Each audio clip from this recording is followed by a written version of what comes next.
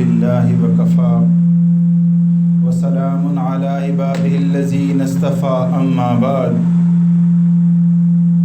أعوذ بالله من الشيطان الرجيم بسم الله الرحمن الرحيم إنما المؤمنون إخوة وقال رسول الله صلى الله عليه وسلم المسلم من سلم المسلمون من لسانه ويده سبحان ربك رب العزة عما يصفون وسلام على المرسلين والحمد لله رب العالمين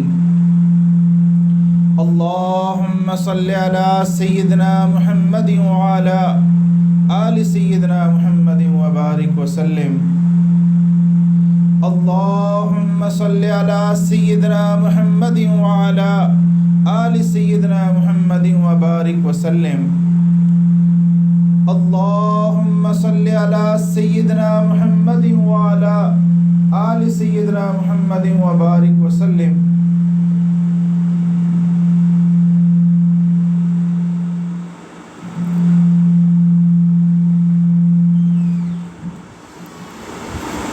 دین اسلام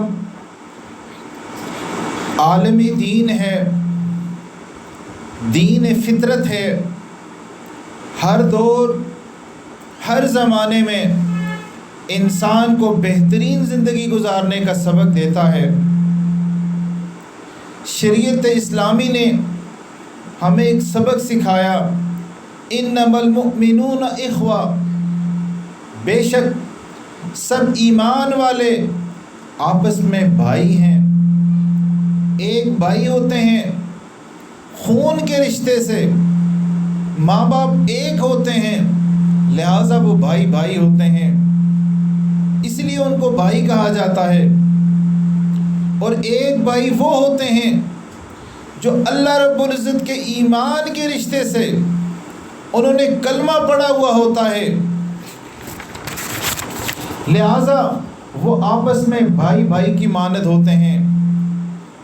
جب سب ایمان والے آپس میں بھائی ہیں تو یقیناً مل جل کے رہنا آسان ہو جاتا ہے۔ شریعت نے ہمیں اس بات کی تلقین کی ہے، جب بھی ہم کسی بندے کے ساتھ ملیں تو سب سے پہلے جو تاثر ملتا ہے، جو امپریشن ملتا ہے، وہ چہرے کے اثرات سے ملتا ہے، فیس ایکسپریشن سے ملتا ہے کہ یہ بندہ جس سے میں مل رہا ہوں یہ خوش ہے یا خفا ہے، محبت کرنے والا ہے یا نفرت کرنے والا ہے، یہ بندہ پڑھا لکھا ہے یا جاہل ہے۔ تو یہ جو فیس ایکسپریشن ہوتے ہیں، یہ جو چہرے کے تاثرات ہوتے ہیں، یہ بندے کی شخصیت کا پتہ دیتے ہیں۔ اب شریعت نے ہمیں کتنا پیارا سبق دیا، فرمایا اور لوگوں سے گال نہ پھلانا، یعنی جب لوگوں کے ساتھ ملاقات ہو، جب لوگوں کے ساتھ ملو تو شگفتہ چہرے کے ساتھ ملو، کھلے ہوئے چہرے کے ساتھ ملو، مسکراتے ہوئے چہرے کے ساتھ ملو۔ ایسا نہ ہو کہ جب کسی کے ساتھ مل رہے ہو تو گال سوجے ہوئے ہوں، برے چہرے پہ اثرات ہوں، غصے والے اثرات ہوں، اگلا بندہ دیکھ کے حیران ہو، اس کے دل میں تنگی ہو کہ یہ بندہ کیسے مجھ سے نفرت کرتا ہے۔ تو شریعت نے ایک نقطہ یہاں بیان کیا، یہ جو ہم نے مسکراتے چہرے کے ساتھ ملنا ہے، خوشی کے ساتھ ملنا ہے، یہ خالی مسلمان کے لیے نہیں ہے، لفظ للناس استعمال ہوا ہے، یعنی انسانوں کے ساتھ، اس لیے کہ سب انسان اللہ کے بندے ہیں، مخلوق اللہ تعالیٰ کی عیال ہے، جو بھی انسان ہے، مسلمان ہے یا کافر ہے، جب ان سے ملیں تو مسلمان کو چاہیے مسکراتے چہرے کے ساتھ ملیں، اچھا ایکسپریشن دیں، محبت کے ساتھ۔ جب انسان اچھے تاثرات سے ملے گا، کھلے دل سے ملے گا، تو اس مسلمان کے کافر کے اوپر بھی اثرات ہوں گے، وہ بھی مسلمان بننے کا سوچے گا۔ تو یہ جو للناس ہے، اس سے مراد سارے انسان ہیں۔ اب کچھ شریعت کے 3 سنہری باتیں توجہ طلب ہیں۔ پہلی بات، جب تم کسی سے ملو تو کھلے چہرے کے ساتھ، مسکراتے چہرے کے ساتھ ملو، محبت والے چہرے کے ساتھ ملو، ملنے والا خوش ہو جائے کہ میں جس سے مل رہا ہوں اس کو خوشی ہو رہی ہے۔ دوسری بات، انسان جب کسی سے گفتگو کرتا ہے، اس کی گفتگو سے اندازہ ہو جاتا ہے یہ شخص نیک ہے یا برا انسان ہے، یہ معذب انسان ہے یا وحشی انسان ہے، اکھڑ مزاج بندہ ہے، تو یہ پتہ چلتا ہے اس کی گفتگو سے۔ تو شریعت نے فرمایا قولوا للناس حسنا، تم انسانوں کے ساتھ اچھی گفتگو کرو، تمہارے الفاظ کا چناؤ ایسا ہو، مخاطب کرنے کا طریقہ ایسا ہو، بات کرنے کا انداز ایسا ہو کہ دوسرے بندے کے دل میں اتر جائے۔ یہاں پھر مسلمان کی قید نہیں ہے کہ تم انسانوں کے ساتھ اچھی گفتگو کرو۔ تیسرا نقطہ، تیسری بات جو شریعت نے فرمائی ہے کہ تم لوگوں کو اپنے شر سے بچاؤ۔ یاد رکھیں، ہر انسان کے اندر خیر بھی ہے، شر بھی ہے۔ جو مخلوق سراسر خیر ہے وہ فرشتے ہیں، جس میں سراسر شر ہے وہ شیطان ہے، اور جو خیر و شر کا مجموعہ ہے وہ حضرت انسان ہے۔ تو انسان کے اندر خیر بھی ہے، شر بھی ہے۔ اب شریعت یہ چاہتی ہے، شریعت ہم سے یہ ڈیمانڈ کرتی ہے کہ ہم اپنے شر سے لوگوں کو بچائیں۔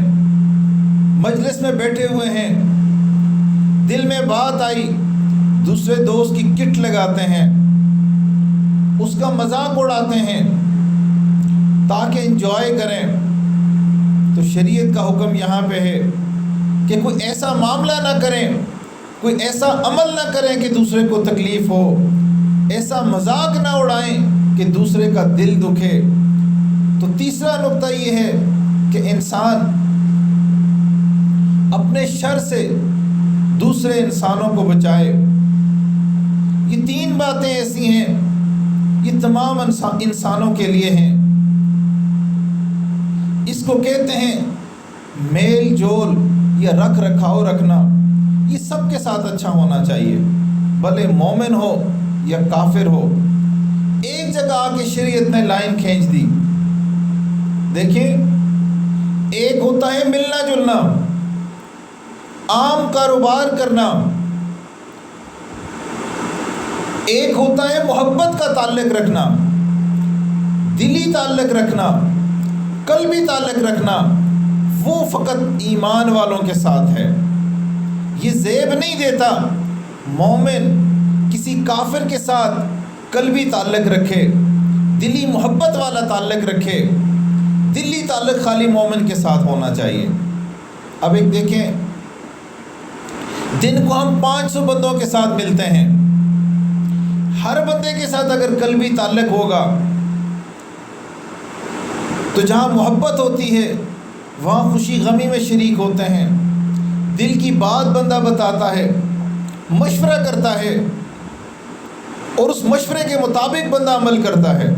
اب شریعت نے یہاں لائن کھینچ دی، ملو سب کے ساتھ، اچھے طریقے سے ملو، اچھی گفتگو کرو، اپنے شر سے لوگوں کو بچاؤ، لیکن قلبی تعلق خالی مومن ایمان والوں کے ساتھ رکھو۔ جہاں دل کی بات ہو، قلبی تعلق ہو، خالی مومن کے ساتھ رکھنا چاہیے۔ اللہ کے دشمن کے ساتھ مومن کو، مسلمان کو قلبی تعلق نہیں رکھنا چاہیے۔ ہاں، رسپیکٹ، احترام سب کا کرنا چاہیے۔ اسی کو رسپیکٹ آف ہیومینٹی کہتے ہیں، کہ انسانیت کا احترام نبی علیہ الصلوۃ والسلام نے سکھایا ہے۔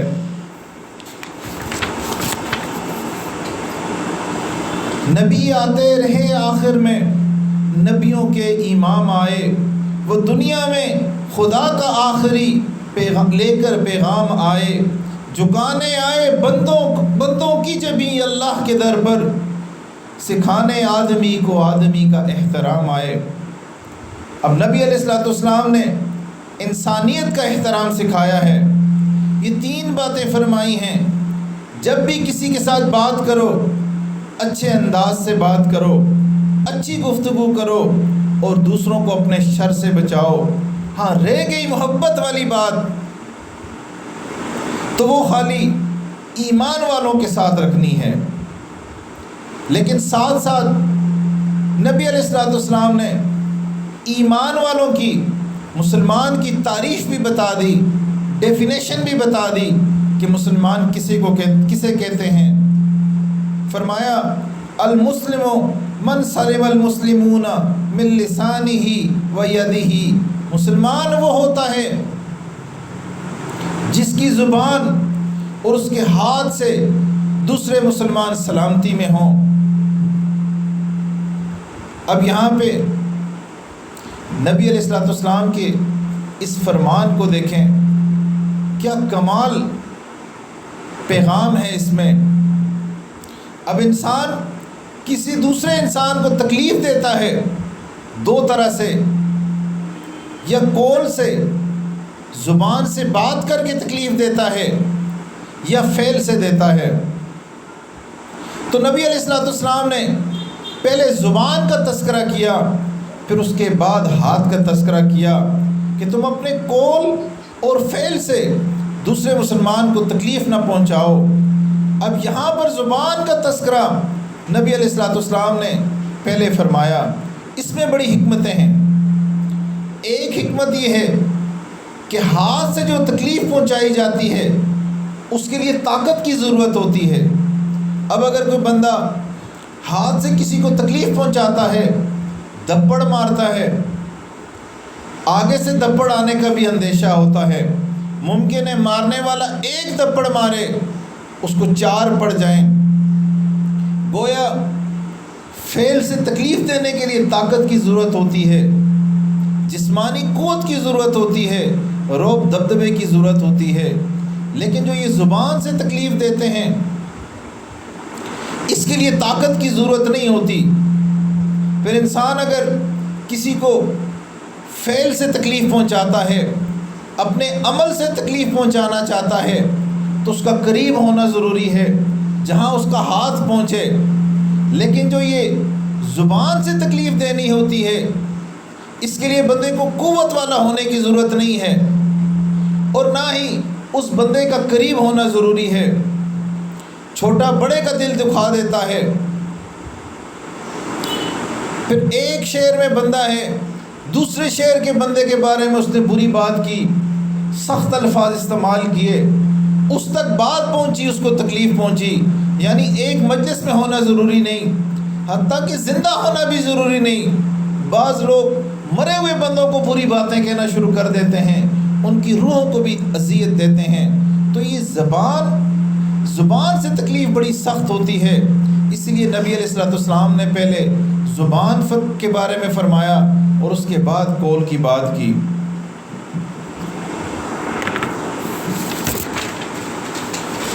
چونکہ زبان سے تکلیف پہنچانا آسان ہوتا ہے، اس لیے نبی علیہ الصلوۃ والسلام نے زبان کا تذکرہ پہلے فرمایا ہے، قول کا تذکرہ بعد میں، فعل کا تذکرہ بعد میں فرمایا ہے۔ اب مسلمان وہ ہوتا ہے جس کی زبان سے، جس کے ہاتھوں سے مسلمان سلامتی میں ہوں، ان کی جان سلامت ہو، ان کی عزت آبرو سلامت ہو، ان کا مال سلامت ہو، ان کو کوئی ڈر نہ ہو، کوئی خوف نہ ہو کہ دوسرا مسلمان میرے مال کو نقصان پہنچائے گا، میری جان کو نقصان پہنچائے گا، میری عزت آبرو کو نقصان پہنچائے گا۔ اب ہم بھی تو ذرا اپنے گریبانوں میں جھانکیں کہ نبی علیہ الصلوۃ والسلام نے جو ڈیفینیشن بتائی، جو تعریف بتائی، ہم کہاں پہ کھڑے ہیں؟ کیا یہ خوبی ہمارے اندر ہے؟ کیا مسلمانوں کے مال ہم سے محفوظ ہیں؟ ان کی عزت و آبرو ہم سے محفوظ ہے؟ کیا جان ان کی ہم سے محفوظ ہے؟ اگر نہیں تو پھر مسلمانی کس چیز کا نام ہے؟ ہم کس بات کے مسلمان ہیں؟ اس بات کو ذرا ٹھنڈے دماغ سے سوچیں کہ کیا ہم مسلمان کی بنیادی تعریف میں فٹ آتے ہیں؟ اب نبی علیہ الصلوۃ والسلام اس قدر دوسروں کا خیال رکھا کرتے تھے کہ کسی کو تکلیف نہ پہنچے۔ حدیث پاک میں آتا ہے، سیدہ عائشہ صدیقہ رضی اللہ تعالیٰ عنہ فرماتی ہیں، میں لیٹی ہوئی تھی، اچانک میری یہ آنکھ کھلی، میں نے دیکھا کہ اللہ کے نبی علیہ الصلوۃ والسلام بڑے آہستہ آہستہ بستر سے نیچے اتر رہے ہیں۔ جب نیچے اترے تو دبے ہوئے قدموں کے ساتھ نرم نرم پاؤں رکھ رہے ہیں کہ آواز پیدا نہ ہو۔ میں نے کہا، اے اللہ کے پیارے حبیب، آپ کیوں اس طرح چل رہے ہیں؟ فرمایا، حمیرہ تم سوئی ہوئی تھی، میں تہجد کے لیے اٹھ رہا تھا، میں نے چاہا میرے اٹھنے کی وجہ سے تمہاری نیند میں خلل نہ آ جائے۔ سبحان اللہ، یہ سید الاولین و آخرین ہیں، یہ سید الملائکہ ہیں، یہ سید الانبیاء ہیں۔ ان کا عمل اپنی بیوی کے لیے کہ میری قدموں کی آہٹ سے میری بیوی کی نیند خراب نہ ہو۔ آج ہم بھی تو دیکھیں معاشرے میں کیا شوہر حضرات اپنی بیوی کا اسی طرح خیال رکھتے ہیں؟ کیسی کیسی اذیتیں دیتے ہیں، جان بوجھ کے حالات ایسے پیدا کرتے ہیں کہ اس کو لگ پتہ جائے۔ آج ہمارے حالات یہ ہیں، جتنا ہم سے کوئی قریب زیادہ ہے اتنی اس کو ہم اذیت زیادہ دیتے ہیں۔ سیدنا عمر رضی اللہ تعالیٰ عنہ کا دور مبارک ہے، اپنے غلام سے فرماتے ہیں، اسلم ایک قافلہ کہیں سے شہر میں آیا ہے، مدینہ طیبہ میں آیا ہے، رات کا وقت ہے، آؤ ذرا چکر لگا کے آتے ہیں وہ قافلے والے کس حال میں ہیں۔ اب غور کیجئے گا، یہ بات کہنے والے امیر المومنین ہیں۔ وہ جو قافلہ آیا ہے وہ کہیں دور سے آیا ہے، جس کو یہ جانتے بھی نہیں، یہ ان کا احوال لینے جا رہے ہیں، حالات کا پتہ لینے جا رہے ہیں۔ اسلم کہتے ہیں میں ان کے ساتھ ہو گیا، ہم وہاں پہنچے، دیکھا کہ لوگ وہاں پہ آرام کر رہے ہیں۔ ایک خیمہ جس کے سامنے عورت نے چولہا جلایا ہوا ہے، ایک برتن ہے ہانڈی نما، اس میں وہ چمچ ہلا رہی ہے، اس کے پاس اس کے بچے بیٹھے ہوئے ہیں۔ حضرت عمر رضی اللہ تعالیٰ عنہ اس خیمے کے پاس گئے، اس عورت سے پوچھا، اے اللہ کی بندی، تو اس وقت رات کے اس پہر کیوں جاگ رہی ہے؟ تیرا کیا معاملہ ہے؟ اب وہ آگے سے بتاتی ہے، میں ایک بیوہ عورت ہوں، میرے پاس کھانے پینے کے لیے کچھ بھی نہیں ہے، فاقے سے ہوں، میرے بچے دن کے بھوکے ہیں،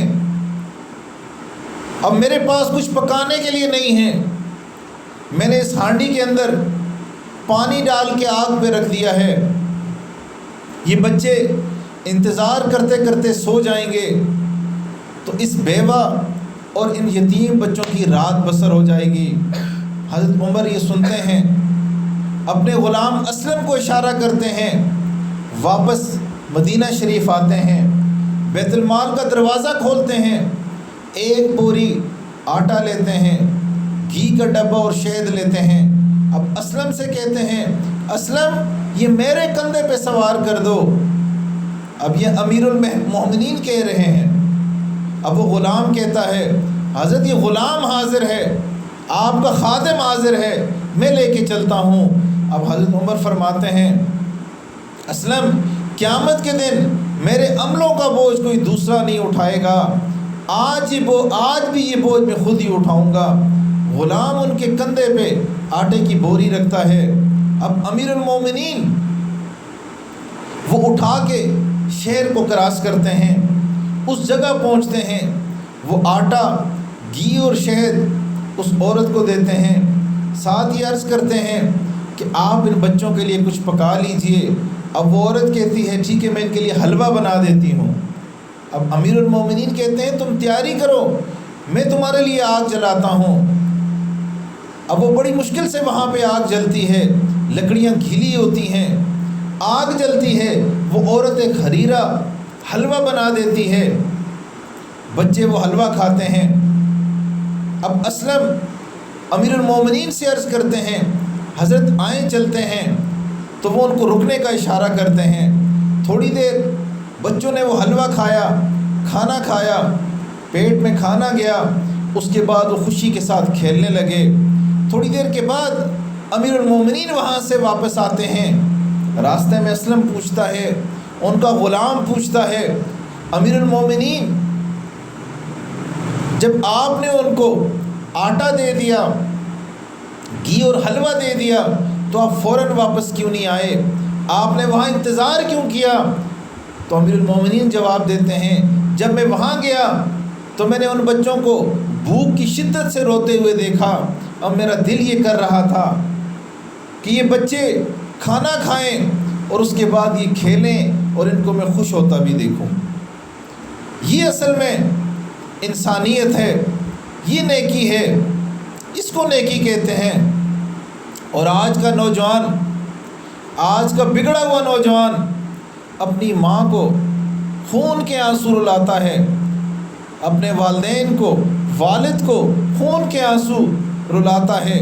والدین سمجھاتے ہیں، وہ سمجھنے کو تیار نہیں ہوتا، وہ سمجھتا ہی نہیں میرے والدین میرے کسی عمل سے کتنے تکلیف میں ہوتے ہیں۔ اب ہمارے جو اکابرین ہیں وہ دوسرے کے دل کو دکھانے کو بڑا گناہ سمجھتے تھے۔ یاد رکھیے بیماریوں میں سب سے بڑی بیماری دل کی بیماری ہے، اور دل کی بیماری میں سب سے بڑی دل آزاری ہے۔ اب دل آزاری کا کیا مطلب ہے؟ کہ انسان کسی دوسرے کا دل دکھائے قول سے یا فعل کے ساتھ، اور یہ آج دل دکھانا بڑی عام سی بات ہے۔ ایسے لگتا ہے کہ ہم اسے گناہ ہی نہیں سمجھتے۔ ہمارے اکابرین اس کا بڑا خیال رکھتے تھے۔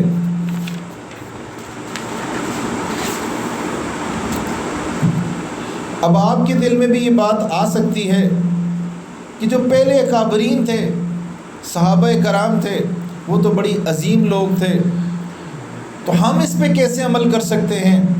آئیں کچھ قریب کے لوگوں کے حوال جانتے ہیں۔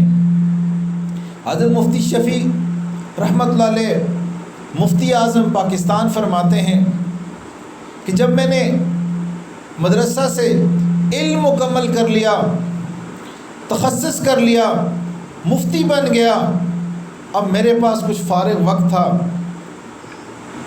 میں نے سوچا کسی اللہ والے کے پاس چلتا ہوں، کچھ وقت وہاں پہ گزارتا ہوں۔ تو فرماتے میں میاں اصغر حسین رحمۃ اللہ علیہ کے پاس چلا گیا۔ دوپہر کا وقت تھا، کھانا کھایا، کھانا کھانے کے بعد جب دسترخوان سمیٹنے کا وقت آیا، میں نے کہا حضرت میں دسترخوان سمیٹتا ہوں۔ تو حضرت نے سوال پوچھا کیا تم نے دسترخوان سمیٹنا کسی سے سیکھا ہے؟ اب یہ ایک مفتی سے سوال کیا جا رہا ہے کہ تم نے دسترخوان سمیٹنا کسی سے سیکھا ہے؟ اب کمال ادب دیکھیں، وہ مفتی صاحب عرض کرتے ہیں حضرت آپ سکھا دیجئے کہ دسترخوان کیسے سمیٹا جاتا ہے۔ تو حضرت فرماتے ہیں کہ سب سے پہلے میں جو بچا ہوا کھانا ہوتا ہے اس کو میں اکٹھا کر کے ایک جگہ رکھ دیتا ہوں تاکہ کوئی اور استعمال کرنا چاہے اس کھانے کو استعمال کر لے۔ پھر جو کھانے کے چھوٹے چھوٹے ذرات ہوتے ہیں ان کو میں فلاں جگہ پہ ڈالتا ہوں، وہاں پہ چیونٹیوں کی بلیں ہیں، چیونٹیوں کی وہ خوراک بن جاتی ہے۔ ہڈیاں جو کھانے کے اندر ہوتی ہیں ان کو میں فلاں جگہ پہ ڈالتا ہوں، وہاں پہ کتے اور بلیاں آتی ہیں، وہ ان کی خوراک بن جاتی ہیں۔ اور جو تم نے یہ آم کھائے ہیں ان کی گٹلیاں میں بچوں کے کھیلنے کی جگہ پہ رکھ دیتا ہوں، خشک ہوتی ہیں تو وہ بچوں کے کھیلنے کے کام آ جاتی ہیں، اور بچے خوشی کا اظہار کرتے ہیں، ان کا دل خوش ہو جاتا ہے۔ اور جو یہ آم کے چھلکے ہیں میں ایک جگہ پہ نہیں ڈالتا، جس علاقے میں ہم رہ رہے ہیں یہاں غریب لوگ زیادہ ہیں، اگر میں ایک جگہ پہ ڈالوں گا تو بچے دیکھیں گے، لوگ دیکھیں گے، ان کے دل میں یہ حسرت پیدا ہوگی کہ اگر میرے پاس مال ہوتا، میرے والد کے پاس مال ہوتا تو ہم بھی یہ آم کھاتے۔ تو میں کیا کرتا ہوں، آم کا ایک چھلکا ایک طرف ایک جگہ پہ ڈال دیتا ہوں، پھر 10-20 قدم کے بعد ایک اور آم کا چھلکا ڈال دیتا ہوں۔ تو اس طرح اگر ان کو کوئی دیکھ بھی لیتا ہے اس کو احساس ہی نہیں ہوتا کہ کسی نے آم کھائے ہیں۔ سبحان اللہ، انسان حیران ہو جاتا ہے، یہ اللہ والے تھے جو دوسروں کو تھوڑی سی تکلیف دینا بھی گوارا نہیں کرتے تھے۔ اب حضرت مفتی صاحب، حضرت مفتی شفیع رحمۃ اللہ علیہ فرماتے ہیں عشاء کا وقت ہوا، ہم نے عشاء کی نماز پڑھی، اب عشاء کی نماز پڑھ کے ہم واپس گھر کی طرف آئے، اب میں نے دیکھا حضرت نے اپنے جوتے اتار لیے، ایک گلی میں سے گزرتے ہوئے حضرت نے اپنے جوتے اتار دیے، 30-40 قدم چلے ننگے پاؤں، وہاں پہ آگے جا کے انہوں نے جوتے پہن لیے۔ میں نے عرض کیا حضرت بات سمجھ نہیں آئی، آپ نے جوتے کیوں اتارے؟ تو حضرت نے فرمایا یہ آبادی ملی جلی آبادی ہے، مسلمان اور کافر اکٹھے رہتے ہیں، یہ پارٹیشن سے پہلے کی بات ہے، جب پاکستان نہیں بنا تھا تو مسلمان اور کافر اکٹھے رہتے ہیں، تو یہاں پہ ایک کافرہ عورت کا گھر ہے جو بدکار ہے، تو پہلے اس کے پاس لوگ آتے تھے، اب نہیں آتے۔ اب مجھے یہ ڈر ہوا کہ مرد کی جوتوں کی آواز اونچی ہوتی ہے، اگر میں جوتوں کے ساتھ چلوں گا اس کو امید پیدا ہو جائے گی، اور جب میں آگے چلا جاؤں گا تو اس کے دل دکھے گا۔ تو مومن تو وہ ہے، مسلمان تو وہ ہے کہ غیر مسلم بدکار لوگوں کے دل کو بھی تکلیف نہ پہنچائے۔ آج ہمارا حال کیا ہے؟ ہم اپنے گھر والوں کو خون کے آنسو رلاتے ہیں، اور جو صحیح معنوں میں مسلمان ہیں، نیک لوگ ہیں، وہ غیر مسلم بدکار لوگوں کا بھی خیال رکھتے ہیں کہ میری وجہ سے اس کو کوئی تکلیف نہ پہنچے۔ حضرت عبداللہ بن مبارک رحمۃ اللہ علیہ، ان کا ایک پڑوسی تھا، یہودی تھا، اس نے ارادہ کیا کہ میں اپنا گھر بیچ دوں۔ اس گھر کو خریدنے والے پراپرٹی ڈیلر آئے اس دور کے، پوچھا یہ گھر کتنے میں فروخت کرو گے؟ تو اس نے اس وقت 2000 دینار بتائے۔ اب وہ لینے والے حیران کہ جس جگہ یہ گھر ہے یہ تو 1000 دینار میں بھی اچھی قیمت ہے اس کی، 1000 دینار میں بھی مل جاتا ہے۔ تو یہودی نے کہا آپ ٹھیک کہہ رہے ہیں، اس مکان کی قیمت 1000 دینار ہی ہے، اور 1000 دینار عبداللہ ابن مبارک رحمۃ اللہ علیہ کے پڑوس کا ہے۔ جب ہم صحیح معنوں میں انسان تھے، جہاں ہم رہتے تھے، تو ہمارے گھر کے پڑوس کی قیمتیں بھی ڈبل ہو جایا کرتی تھیں۔ آج ہم بھی اپنے حالات کو دیکھیں، کیا پڑوسی ہمارے شر سے محفوظ ہے؟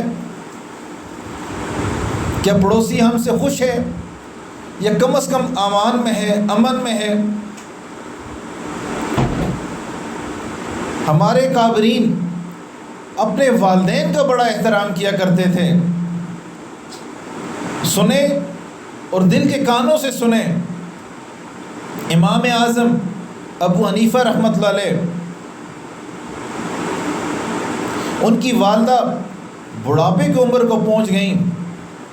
یہ وہ زمانہ تھا کہ جب امام اعظم ابو حنیفہ رحمۃ اللہ علیہ اپنے استاذ حماد رحمۃ اللہ علیہ کی نشست پر بیٹھ گئے تھے، ان کا فتویٰ چلتا تھا یہ 120 ہجری کی بات ہے، ان کے فتویٰ مانا جاتا تھا۔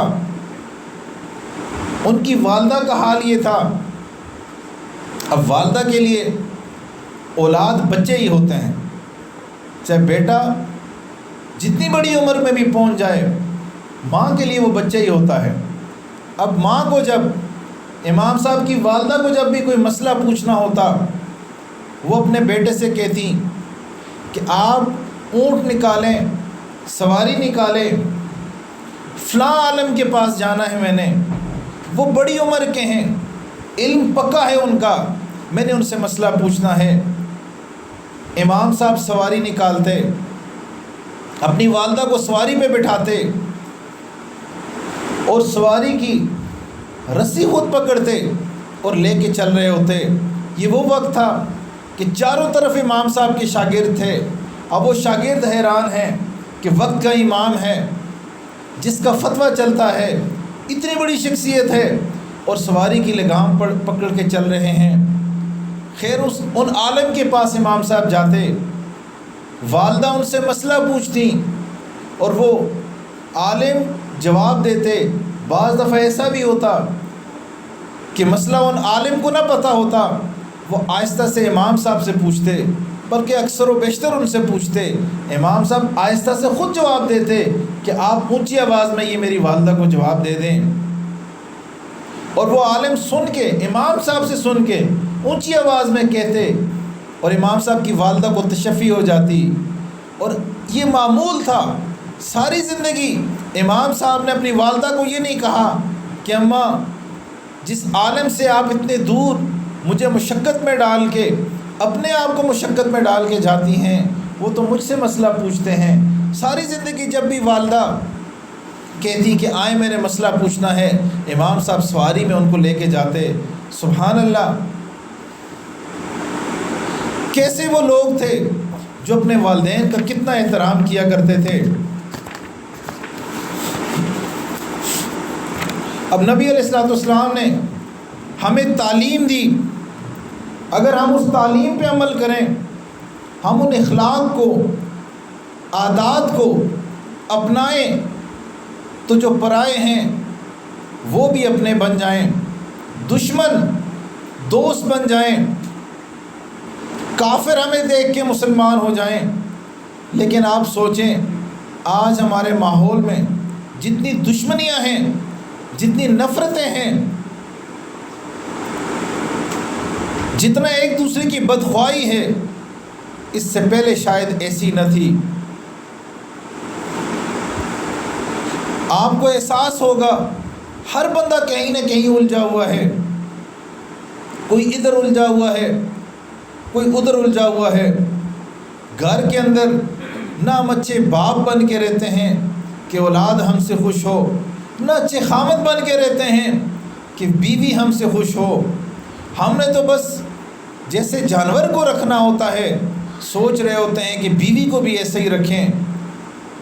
عجیب خواہش ہوتی ہے کہ ہم جو کریں سو کریں، بیوی ہماری نیک پاک تابعدار ہونی چاہیے۔ نہ ہم اچھے بیٹے بن کے رہتے ہیں کہ ماں باپ ہم سے خوش ہوں، تو پھر ہم ہیں کیا؟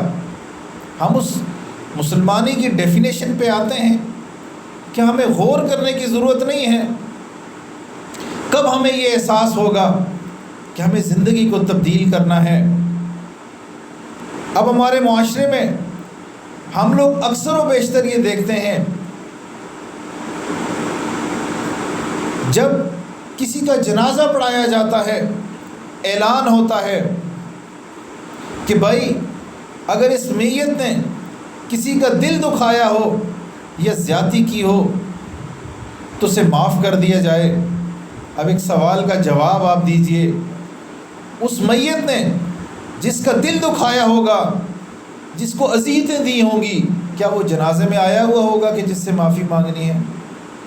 اس اعلان کا کیا فائدہ؟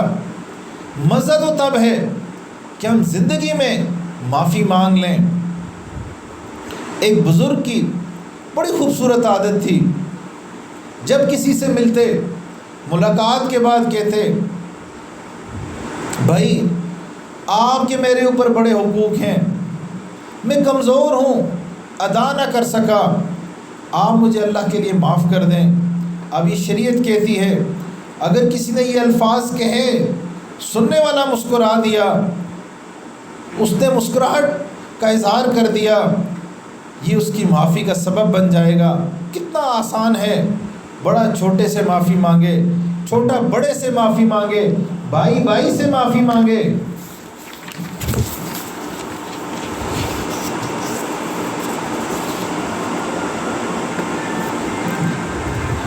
آج اپنی والدہ سے معافی مانگنا آسان ہے، والد سے معافی مانگنا آسان ہے، دوست سے معافی مانگنا آسان ہے، پڑوسی سے معافی مانگنا آسان ہے۔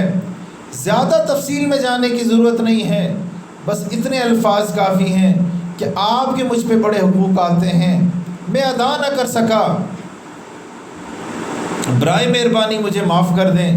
اب وہ بندہ مسکرا دے یا زبان سے مان جائے، خوشی کا اظہار کر دے، تو انسان کے وہ گناہ معاف ہو جاتے ہیں، کوتاہیاں معاف ہو جاتے ہیں۔ کتنا آسان ہے انسان زندگی میں معافی مانگ لے۔ آج معافی مانگ لیجئے، کل قیامت کے دن جب انبیاء تھر تھرا رہے ہوں گے، جو سچے ہوں گے، ان کے بارے میں اللہ رب العزت فرماتے ہیں لِيَسْأَلَ الصَّادِقِينَ عَنْ صِدْقِهِمْ، میں قیامت کے دن سچوں سے ان کی سچائی کے بارے میں پوچھوں گا۔ سبحان اللہ، ذرا غور تو کیجئے کہ سچوں سے میں ان کی سچائی کے بارے میں پوچھوں گا تو ہم جھوٹوں کا کیا بنے گا، ہمارا کیا حال ہوگا جب اللہ سچوں کے بارے میں فرماتے ہیں، جن کو خود سچا فرمایا ان سے ان کی سچائی کے بارے میں پوچھا جائے گا تو ہم جیسے جھوٹوں کا کیا حال ہوگا۔ آج کسی کو کمینہ کہہ دینا آسان ہے، بے ایمان کہہ دینا آسان ہے، کل قیامت کے دن جب پوچھا جائے گا تو اس کا جواب دینا بہت مشکل کام ہے۔ ایران کا ایک بادشاہ تھا، ملک شاہ اس کا نام تھا۔ اس نے ایک دفعہ سوچا کہ میں شکار پہ جاتا ہوں۔ اب جب بادشاہ شکار کے لیے جاتے ہیں، سفر کرتے ہیں، تو ساتھ لشکر ہوتے ہیں، بہت سارے سپاہی ہوتے ہیں۔ یہ جنگل میں گئے، اس جنگل کے پاس ایک بڑھیا کی جھونپڑی تھی۔ اب بادشاہ نے وہاں پہ 3 دن قیام کرنا تھا۔ وہاں 3 دن قیام کرنا تھا۔ اب وہ جو بادشاہ کے کارندے تھے، ملازم تھے، انہوں نے ایک گائے دیکھی، اس گائے کو انہوں نے پکڑ کے ذبح کر لیا اور اس کا گوشت کھا گئے۔ اب وہ گائے جو تھی اس بڑھیا کی تھی۔ اب وہ بڑھیا ان بندوں کے پاس آئی کہ میں تو غریب عورت ہوں، میرے پاس تو کل متاع وہ گائے تھی، اس کے دودھ پہ میرا گزر بسر ہوتا تھا، آپ مجھے گائے کے پیسے دے دیں، میں دوسری گائے لے لوں۔ ان کارندوں نے کہا ہم تو پیسے نہیں دیتے۔ اب اس بڑھیا نے کہا مجھے بادشاہ سے بات کرنے دے دو۔ انہوں نے کہا ہم بات بھی کرنا نہیں دیتے۔ اب بڑھیا رونے لگی۔ خیر وہ وہاں سے روتے دھوتے آئی، کسی سے اس نے مشورہ کیا، اس کو مشورہ دینے والے نے کہا بادشاہ جب اس جنگل سے واپس جائے گا تو یہاں سے واپسی کا ایک ہی راستہ ہے، راستے میں پل پڑتا ہے، تم وہاں جا کے انتظار کرو، جب بادشاہ وہاں پہنچے اس کی سواری روک کے تم اپنی بات کر دینا۔ بڑھیا اس پل پہ گئی، وہاں جا کے انتظار کرنے لگی۔ جب بادشاہ کی سواری وہاں پہ آئی، بڑھیا آگے بڑھی اور اس نے بادشاہ کی سواری کو روک دیا۔ اب بادشاہ بڑا حیران، کہنے لگا اماں تم نے کیوں میری سواری کو روک دیا؟ تو اس بڑھیا نے کہا ملک شاہ میرا اور تمہارا ایک معاملہ ہے، پوچھنا میں یہ چاہتی ہوں، اس پل پہ تم نے اس کا فیصلہ کرنا ہے، وہ معاملہ حل کرنا ہے، یا پل صراط پہ اس کا معاملہ حل کرنا ہے؟ بادشاہ نے سنا فوراً گھوڑے سے اترا، معذرت کی، اماں یہی معاملہ حل کرنا ہے، ہم اس قابل نہیں کہ پولیس رات پہ معاملہ حل کریں۔ بڑھیا نے اپنا مدعا بیان کیا اور بادشاہ نے اسے کئی گایوں کے پیسے دیے۔ آج اس دنیا میں معاملہ حل کرنا بڑا آسان ہے، اگلے جہاں میں بڑا مشکل کام ہے۔ سوچیں اس دن ہمارا کیا حال ہوگا اگر ہم نے لوگوں کے دل دکھائے ہوئے ہوں گے، ظلم کیے ہوں گے، لوگوں کے ساتھ برائیاں کی ہوئی ہوں گی، تو قیامت کا دن ہوگا، پولیس رات سے گزرنے لگیں گے، اللہ کے سامنے پیش ہوں گے تو سب یہ کہہ دیا جائے گا وَقِفُوهُمْ إِنَّهُمْ مَسْئُولُونَ، ان کو روک لیجئے، ہم نے ان سے پوچھنا ہے، ٹرائل کرنا ہے، انہوں نے لوگوں کے دل دکھائے ہیں، انہوں نے میرے بندوں کو ستایا ہے۔ سوچیں تو صحیح اس وقت ہمارا کیا حال ہوگا۔ آج وقت ہے ہم اپنی پچھلی کوتاہیوں سے معافی مانگ لیں، اللہ کے بندوں سے معافیاں مانگ لیں اور کوشش کریں کہ کسی کو تکلیف نہ پہنچے، کوئی ہمیں تکلیف پہنچائے بھی اللہ کے لیے اس کو ہم معاف کر دیں۔ حدیث پاک میں آتا ہے جو جتنا جلدی دوسروں کے قصور کو معاف کر دے گا اللہ تعالیٰ قیامت کے دن اس کے قصوروں کو اتنا جلدی معاف کر دیں گے۔ اور اگر ہم میں سے کوئی برائی کرے گا اور ہمارے ساتھ کوئی برائی اگر کرے، ہم اللہ کے لیے اس کو معاف کر دیں۔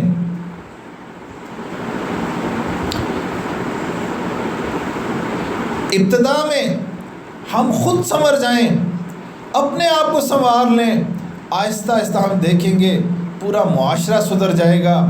آج مسئلہ سب سے بڑا یہی ہے، ہم خود نہیں سنورنا چاہتے، ہم یہ امید رکھنا چاہتے ہیں دوسرے سنور جائیں، دوسرے ہمارے ساتھ دھوکہ نہ کریں، دوسرے ہمارے ساتھ زیادتی نہ کریں، ہم جو جی چاہے وہ کریں۔ تو اسی وجہ سے یہ معاشرہ نہیں سدھر رہا۔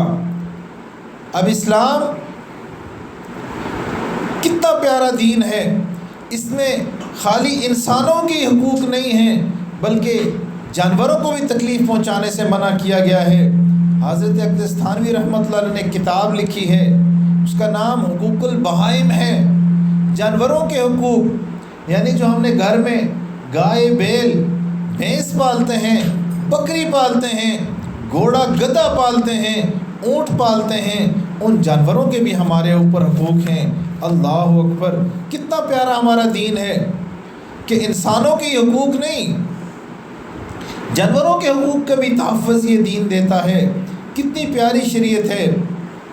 حضرت تھانوی رحمۃ اللہ علیہ کا ایک عجیب واقعہ ہے، فرماتے ہیں یہ وہ دن تھے جب میں تفسیر بیان القرآن لکھ رہا تھا، میری بیوی کسی تقریب میں رشتہ داروں کے گھر جانا چاہ رہی تھی، اس نے کچھ مرغیاں پالی ہوئی تھیں، جاتے ہوئے مجھے کہہ گئی کہ صبح 10 بجے ان مرغیوں کو دانہ ڈالنا ہے، پانی دے دینا ہے۔ میں نے ذمہ داری اٹھا لی کہ بہت اچھا یہ میں کام کر لوں گا۔ اب یہ ایک انسان کی فطرت ہے، جو کام روزانہ نہیں کرتا وہ بھول جاتا ہے۔ اب حضرت فرماتے میں تفسیر لکھ رہا ہوں، آمد ہی نہیں ہو رہی کہ میں کیا لکھوں۔ پھر مجھے خیال آیا کوئی گناہ ہو گیا ہوگا، پھر میں سوچتا رہا، پھر مجھے خیال آیا اوہو میں نے تو وعدہ کیا تھا کہ میں نے 10 بجے مرغیوں کو دانہ دینا ہے، کافی وقت اوپر ہو گیا۔ حضرت فرماتے ہیں میں اٹھ کے میں نے مرغیوں کو دانہ ڈالا، پانی دیا، اس کے بعد واپس آیا تو اللہ رب العزت کا کرم شروع ہو گیا، دوبارہ سے مضمون آنا شروع ہو گیا، آمد آنا شروع ہو گئی اور میں نے لکھنا شروع کر دیا۔ اب غور کریں، اگر مرغیوں کو، جانوروں کو تکلیف دیں گے، پرندوں کو دیں گے تو کیا بندے پہ حال ہوتا ہے۔ آج تو ہم انسانوں کو تکلیفیں دیتے ہیں، پھر ہم یہ امید رکھتے ہیں کہ ہماری زندگی میں خیر آ جائے، برکتیں آ جائیں، سہولتیں آ جائیں، عافیت آ جائے، پریشانیاں ختم ہو جائیں۔ ہم اگر آج ماں باپ کا دل دکھائیں گے، پڑوسی کا دل دکھائیں گے، ایمان والوں کا دل دکھائیں گے تو پھر ہمارا کیا حال ہوگا۔ قیامت کے دن اللہ تعالیٰ ایک بندے کو کھڑا کریں گے، فرمائیں گے بندے میں بھوکا تھا، پیاسا تھا، تم نے مجھے کھانا نہ کھلایا، تم نے مجھے پانی نہ پلایا۔ وہ بندہ حیران ہو کے کہے گا اللہ آپ تو پاک ہیں، آپ بھوک و پیاس سے پاک ہیں، منزہ و مبرہ ہیں، آپ عظیم ہستی ہیں، ان چیزوں کی تو آپ کو ضرورت ہی نہیں ہے۔ تو اللہ تعالیٰ فرمائیں گے ہاں فلاں موقع پہ آپ کا پڑوسی بھوکا تھا، پیاسا تھا، اگر آپ اس کو کھانا کھلاتے، پانی پلاتے تو یہ ایسا ہی تھا جیسے آپ نے مجھے کھانا کھلایا۔ اس دن احساس ہوگا کہ کسی بھوکے کو، کسی پیاسے کو پانی پلانا، بھوکے کو کھانا کھلانا، اس کا اللہ کے ہاں کتنا اجر ہے۔ ایک دوسرے کا لحاظ کیجئے، ہم انسان ہیں، اللہ کے بندے ہیں، اللہ تعالیٰ چاہتے ہیں ہم ایک دوسرے کے ساتھ پیار و محبت سے رہیں، کسی کو دکھ نہ دیں، کسی کو تکلیف نہ پہنچائیں، ایک دوسرے کا دل کو خوش کریں۔ مومن کے دل کو خوش کرنا اللہ تعالیٰ کے ہاں بہت بڑی نیکی ہے۔ عبداللہ ابن مبارک امام المحدثین امیر المومنین فی الحدیث ان کے لیے لکھا گیا ہے، ان کے پاس ایک آدمی آیا، آ کے کہتا ہے حضرت مجھ پہ 7,700 درہم قرضہ ہے، آپ ادا کر دیجئے، میں پرسکون ہو جاؤں گا، میری ٹینشن ختم ہو جائے گی۔ حضرت نے کہا ٹھیک ہے، ایک کاغذ پہ چیک نما لکھا، رقم لکھی، کہا جاؤ میرے سیکٹری کو دے دو، وہ آپ کو رقم دے دے گا۔ اب وہ بندہ جاتا ہے حضرت کے خادم کے پاس کہ حضرت نے مجھے 700 درہم لکھ کے دیا ہے، میں نے قرضہ ادا کرنا ہے، آپ مجھے ادا کر دیجئے۔ اب وہ حضرت کا خادم، حضرت کا سیکٹری اس چیک کو دیکھتا ہے، اس کاغذ کو دیکھتا ہے، اس پہ 7,000 درہم لکھا ہوتا ہے۔ اب وہ کنفیوز ہو جاتا ہے کہ یہ بندہ 700 درہم کی بات کر رہا ہے، حضرت نے 7,000 لکھ کے دیے ہیں، ممکن ہے کوئی غلطی ہو، ایک صفر غلطی سے ڈالا گیا ہو، لہٰذا میں حضرت سے پوچھ لوں۔ وہ اس بندے کو لے کے حضرت کے پاس آ جاتا ہے، حضرت یہ 700 درہم کی بات کر رہا ہے، آپ نے 7,000 لکھ کے دے دیے ہیں، لگتا ہے کوئی غلطی ہو گئی ہے۔ تو حضرت نے کہا مجھے تو میں ٹھیک کر دوں۔ اب 7,000 کو کاٹا، 14,000 لکھ کے دے دیا کہ یہ رقم اس کو دے دو۔ اب وہ سیکٹری، بات اس کو کلیئر ہو گئی، اس نے خاموشی سے 14,000 درہم دے دیے، مانگے تھے 7,000، 700 درہم مانگے تھے، اب دے رہے 14,000 درہم۔ جب وہ بندہ چلا گیا، وہ خادم، وہ خزانچی حضرت کے پاس آیا، حضرت بات سمجھ نہیں آئی، بندہ 700 درہم مانگ رہا تھا، آپ نے 7,000 لکھا، میں نے جب پوچھا تو آپ نے 14,000 لکھ دیا، اس میں کیا حکمت ہے؟ تو حضرت نے اس کو یہ فرمایا دیکھو میں نے نبی علیہ السلام کی ایک حدیث پڑھی ہے کہ جب کوئی بندہ کسی ایمان والے کو اچانک دل کی خوشی پہنچاتا ہے، اللہ تعالیٰ اس عمل پر زندگی کے پچھلے سارے گناہوں کو معاف فرما دیتے ہیں۔ جب وہ بندہ میرے پاس آیا تھا، اس نے آ کے 700 درہم مانگے تھے، میں نے سوچا اس کو 700 درہم دیے تو اس کا دل اتنا خوش نہیں ہوگا، میں نے 7,000 لکھ دیے، کس کو امید 700 کی ہے، ملیں گے 7,000، اس کی دل کی اس کو خوشی ملے گی اور میرا کام ہو جائے گا، لیکن آپ نے میرا کام خراب کر دیا، آپ اس کو لے کے میرے پاس آ گئے۔ اب اگر اس کو 7,000 درہم بھی مل جاتے، اس کو وہ دل کی خوشی نہ ہوتی، لہٰذا میں نے 7,000 کاٹ کے 14,000 لکھ دیے تاکہ اس کو ان ایکسپیکٹڈ خوشی ملے۔ تو جب اس کا دل خوش ہوگا، اللہ تعالیٰ میرے گناہوں کو معاف کر دیں گے۔ اب یہ دیکھیں ہمارے اکابرین اتنا خیال رکھتے تھے لوگوں کا کہ لوگوں کو ہم سے تکلیف نہ پہنچے، بلکہ لوگوں کے دلی خوشی ان کو ملے اور ان کی وجہ سے ہماری مغفرت ہو جائے۔ اللہ رب العزت ہمیں بھی ایسی زندگی عطا فرما دیں، ہم بھی اللہ کے بندوں کے لیے رحمت بن جائیں، اللہ کے بندوں کے لیے زحمت نہ بنے، وبال جان نہ بنے۔ آج تو ہم جیسے بے سین کے بکرا کی مانند ہوتے ہیں، جدھر کے ادھر ہی ہم ٹکرے مارنا شروع کر دیتے ہیں، ادھر سے گزرتے ہیں اس کو ٹکر مارتے ہیں، ادھر جاتے ہیں اس کو ٹکر مارتے ہیں۔ اگر ایک بات پہ ناراض نہ ہو تو اس سے بھی سخت بات یہ ہے کہ ہم بچھو کی مانند ہیں، جیسے اس بچھو کو تکلیف ڈنگ مارتا ہے وہ اس کو فائدہ نہیں ہوتا، آج بھی انسان دوسرے کو تکلیف دیتا ہے، اذیت دیتا ہے، اس کو فائدہ خود نہیں ہوتا، صرف وہ دوسروں کی تکلیف کو دیکھ رہا ہوتا ہے۔ عورت کو تکلیف دے کے کہے گی میں نے ایسا جملہ کہا، وہ جلتی رہی ہوگی۔ اب اگر کسی کو تکلیف پہنچی، ذہنی اذیت پہنچی، کہنے والے کو کیا فائدہ، وہ عمل کرنے والے کو کیا فائدہ، لیکن مقصود دوسرے کو اذیت دینا ہوتا ہے۔ اللہ تعالی ہمیں ان مشقتوں سے بچائے، ہمیں ایمان والوں کے ساتھ لڑنے سے، الجھنے سے بچائے۔ یہ مسئلہ ہمیں سمجھ نہیں آتا، یاد رکھیں ایمان والوں کے ساتھ لڑنا، الجھنا اللہ رب العزت کو قطعاً پسند نہیں ہے۔ نبی علیہ السلام نے فرمایا کہ میں اس شخص کو جنت کے وسط میں گھر دلانے کی ضمانت دیتا ہوں جو جھگڑا کرنا ترک کر دے، اگرچہ حق کے اوپر ہی کیوں نہ ہو۔ یعنی جھگڑا ہو رہا ہے، وہ بندہ جھگڑا ختم کر دے، اگرچہ حق پہ وہ ہے، اپنا حق چھوڑ دے اور وہ جھگڑا ختم کر دے تو اس کو اللہ رب العزت جنت میں وسط میں گھر عطا فرمائیں گے۔ اللہ کو اتنا پسند ہے کہ مومن جھگڑا نہ کریں۔ چنانچہ نبی علیہ السلام نے ارشاد فرمایا المسلم من سلم المسلمون من لسانہ و یدہ، مسلمان وہ ہے جس کی زبان سے، جس کے ہاتھوں سے دوسرا مسلمان سلامتی میں رہے۔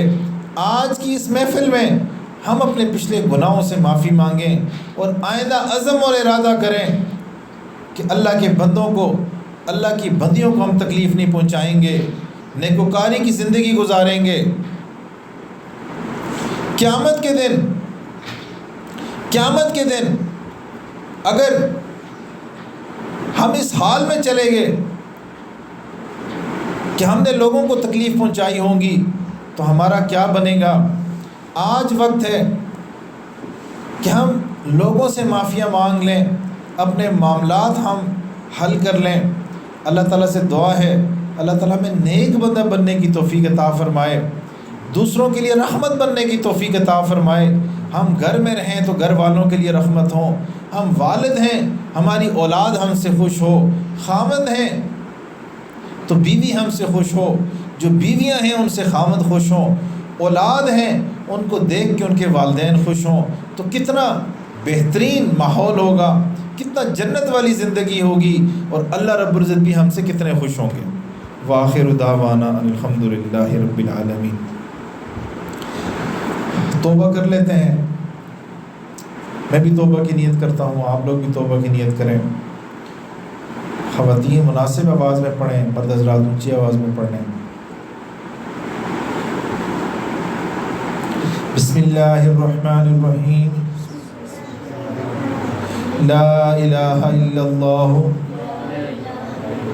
محمد رسول اللہ، آمنت باللہ وملائکتہ وکتبہ ورسلہ والیوم الآخر والقدر خیرہ وشرہ من اللہ تعالی والبعث بعد الموت، آمنت باللہ کما ہوا باسمائہ وصفاتہ وقبلت جمیع احکامہ اقرار باللسان وتصدیق بالقلب، اشہد ان لا الہ الا اللہ واشہد ان محمدا عبدہ ورسولہ، استغفر اللہ ربی من کل ذنب واتوب الیہ، استغفر اللہ ربی من کل ذنب واتوب الیہ، استغفر اللہ ربی من کل ذنب واتوب الیہ برحمتک یا ارحم الراحمین۔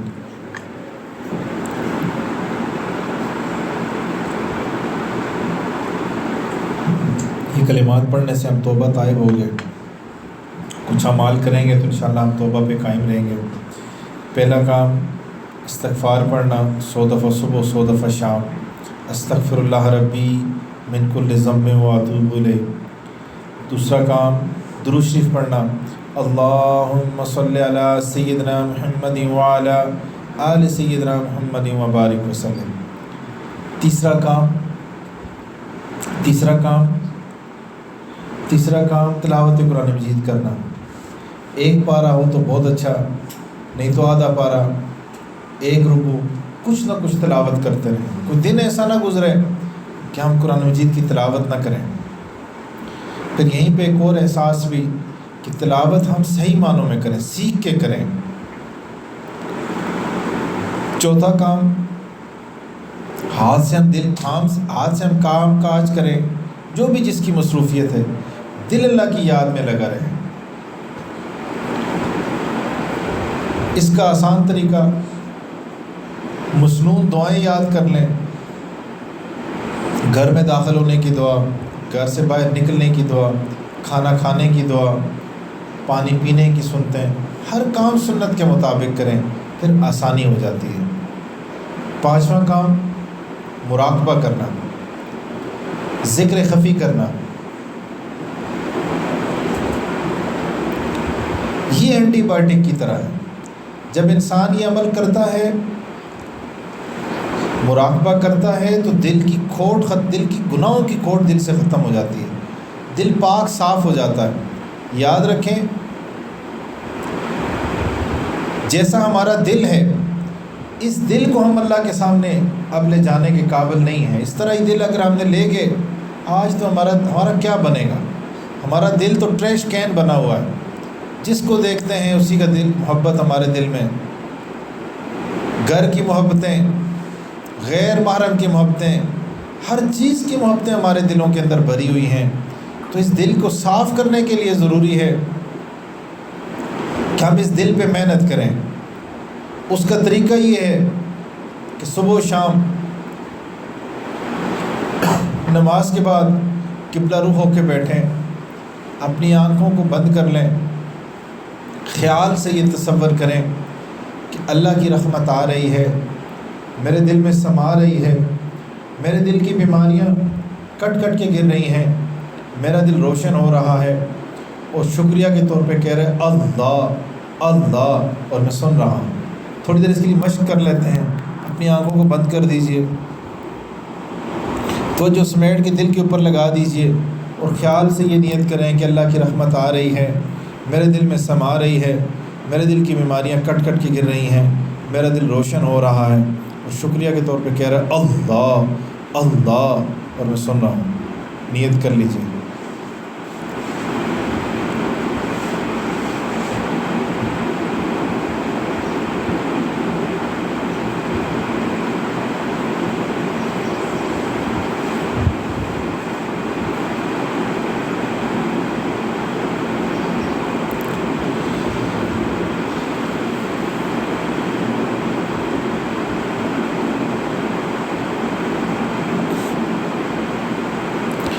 ہوا و حرص والا دل بدل دے، میرا غفلت میں ڈوبا دل بدل دے، بدل دے دل کی دنیا، دل بدل دے،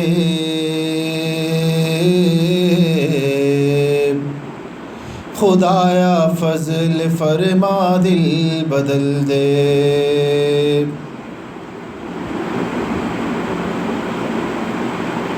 یہ کیسا دل ہے سینے میں الہی،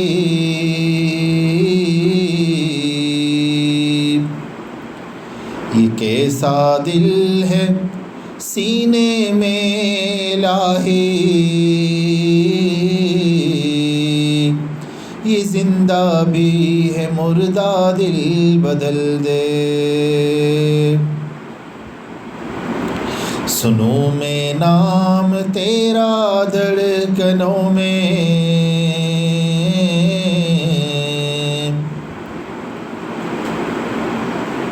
سنوں میں نام تیرا دھڑکنوں میں، مزہ آ جائے مولا دل بدل دے۔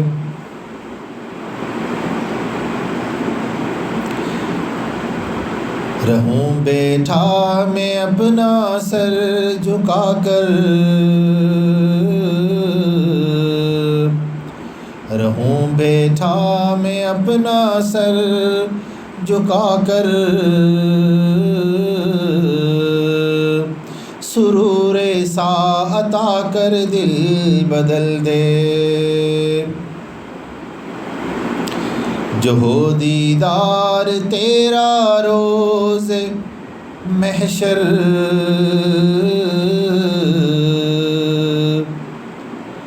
جو ہو دیدار تیرا روز محشر، تو دیکھے مسکرا کر دل بدل دے۔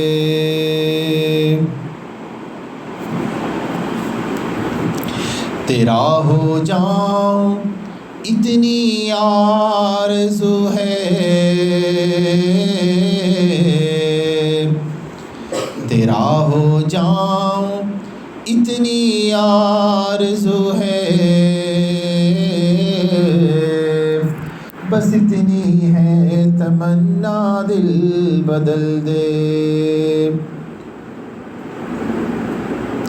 پڑا ہوں تیرے در پہ دل شکستہ، پڑا ہوں تیرے در پہ دل شکستہ، رہوں کیوں دل شکستہ دل بدل دے۔ کروں قربان میں اپنی ساری خوشیاں،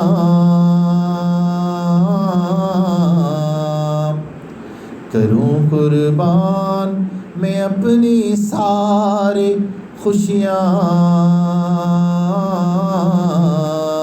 تو اپنا غم عطا کر دل بدل دے۔ ہٹا لوں آنکھ اپنی ماں سوا سے، جیوں میں تیری خاطر دل بدل دے۔ میری فریاد سن لے میرے مولا،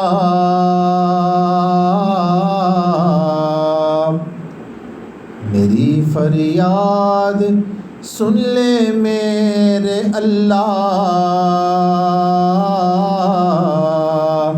بنا لے اپنا بندہ دل بدل دے۔ ہوا و حرص والا دل بدل دے، میرا غفلت میں ڈوبا دل بدل دے۔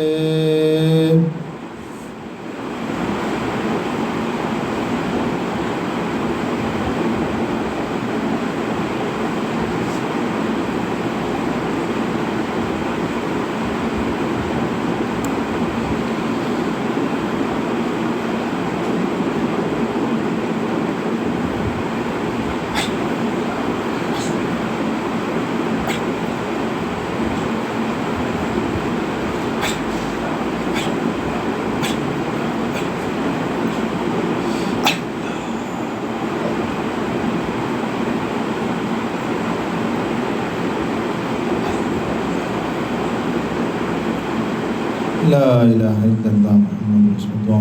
دعا کر لیجیے، اللہ کی طرف متوجہ ہو جائیں۔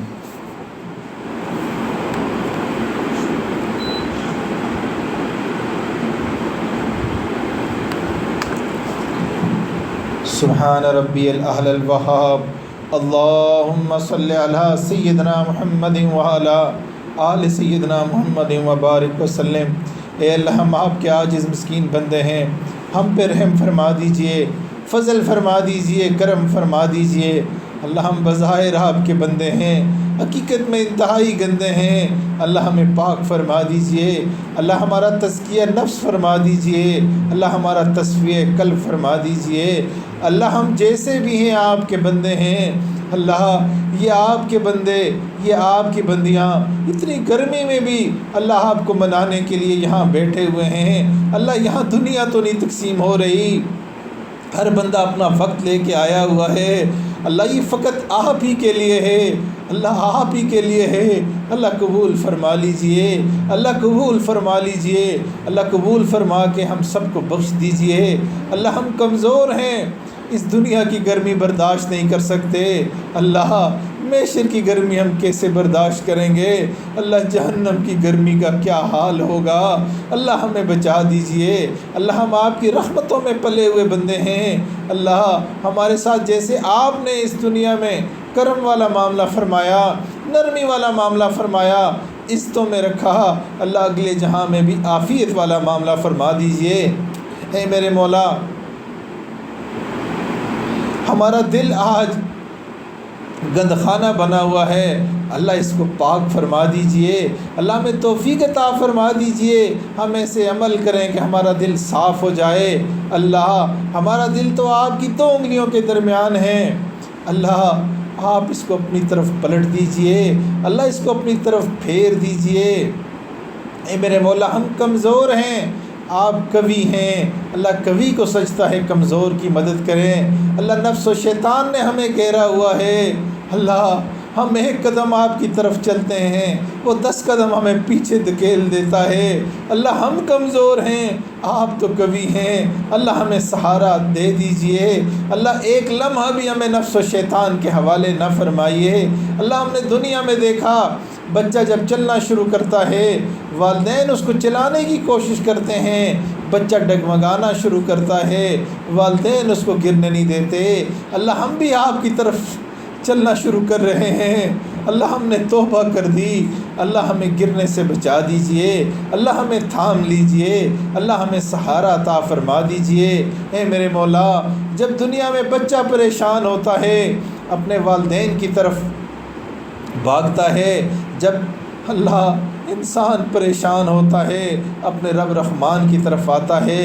اللہ ہم بھی آپ کی طرف آئے ہیں، اللہ ہمیں تھام لیجئے، اللہ ہمیں قبول فرما لیجئے، اللہ ہمارے ایمان کی حفاظت فرما دیجئے، اللہ ہماری عزت آبرو کی حفاظت فرما دیجئے، اللہ ہماری نسبت کی حفاظت فرما دیجئے۔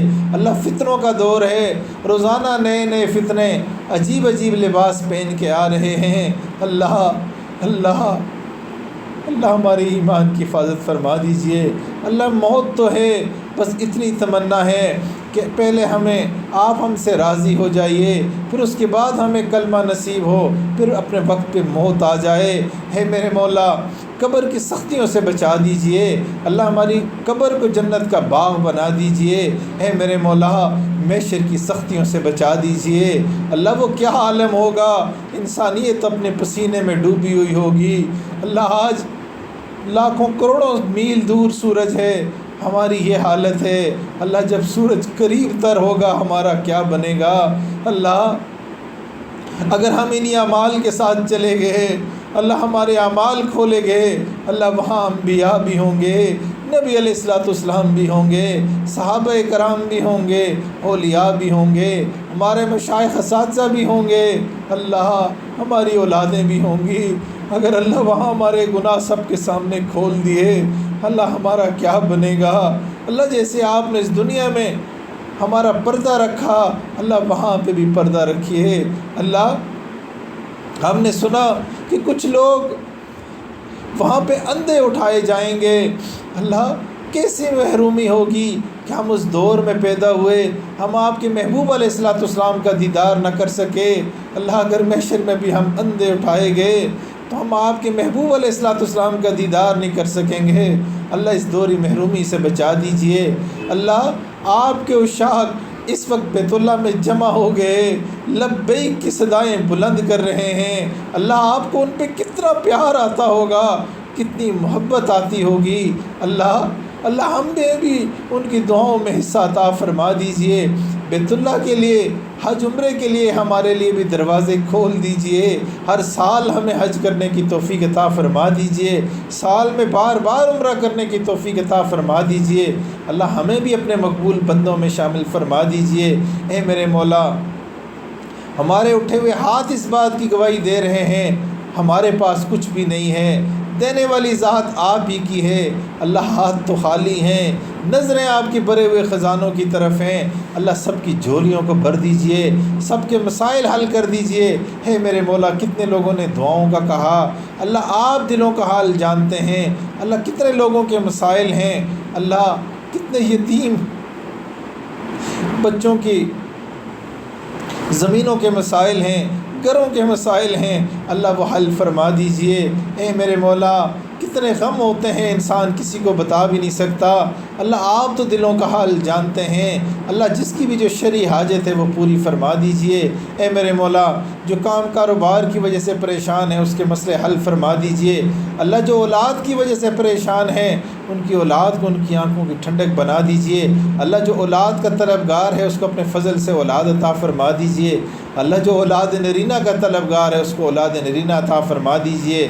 اے میرے مولا، ہماری اولادوں کو ہماری آنکھوں کی ٹھنڈک بنا دیجئے۔ اللہ ہماری نسلوں میں دین جاری فرما دیجئے۔ اللہ ہمارا یہاں مل بیٹھنا قبول فرما لیجئے۔ اللہ ہم اس مدرسے کو قبول فرما لیجئے، یہاں کی معلمات طالبات کو قبول فرما لیجئے۔ اے میرے مولا، ہمارے اخلاص میں اضافہ فرما دیجئے۔ اللہ اگر آپ نے قبول نہ کیا تو یہ بھاگی دوڑی کس کام کی، اللہ قبول فرما لیجئے۔ اللہ ہمارا ملک کتنی بڑی نعمت ہے، اللہ ہم قدر نہ کر سکے، ہم شرمندہ ہیں۔ اللہ ہمارا ملک طرح طرح کے بحرانوں کا شکار ہے، اللہ ہمیں بہترین حکمران عطا فرما دیجئے، شریعت کا پیارا نظام عطا فرما دیجئے۔ اے میرے مولا، ہمارے ملک کے جو ادارے اس ملک کی حفاظت کر رہے ہیں اللہ ان کی حفاظت فرما دیجئے۔ اللہ ہمارے ملک کے دشمنوں کو ہدایت عطا فرما دیجئے۔ اللہ جن کے نصیب میں ہدایت نہیں ان کو چن چن کے دفع دور فرما دیجئے۔ اے میرے مولا، مساجد مدارس کی حفاظت فرما دیجئے۔ اللہ علماء طلباء کی حفاظت فرما دیجئے۔ اللہ دعوت و تبلیغ کے کام کی حفاظت فرما دیجئے۔ اللہ جو جس شکل میں بھی دین کی خدمت کر رہا ہے اللہ اس کو قبول فرما لیجئے۔ اللہ جن خانقاہوں میں اللہ اللہ ہوتی ہے ان کی حفاظت فرما دیجئے۔ اللہ ہماری طرف سے ہمارے والدین کو بہترین اجر و بدلہ عطا فرما دیجئے۔ اللہ ہماری طرف سے ہمارے مشائخ الزام کو بہترین اجر و بدلہ عطا فرما دیجئے۔ اللہ ہماری طرف سے ہمارے اساتذہ اکرام کو بہترین اجر و بدلہ عطا فرما دیجئے۔ اے میرے مولا، نبی علیہ الصلوۃ والسلام نے سمت کے لیے جتنی بھی خیریں مانگی ہمیں وہ ساری خیریں عطا فرما دیجئے۔ جتنے شرور سے پناہ مانگی اللہ ہمیں ان سے پناہ عطا فرما دیجئے۔ اللہ جو مانگنا چاہیے تھا نہیں مانگ سکے اللہ وہ ہمیں عطا فرما دیجئے۔ اے میرے مولا، جس چیز سے پناہ مانگنی چاہیے تھی ہم نہ مانگ سکے اللہ ہمیں پناہ عطا فرما دیجئے۔ اللہ ہماری دعاؤں کو قبول فرما لیجئے۔ وصلی اللہ تعالیٰ علی خیر خلق محمد وعلی آلہ وصحبہ اجمعین برحمتک یا ارحم الراحمین۔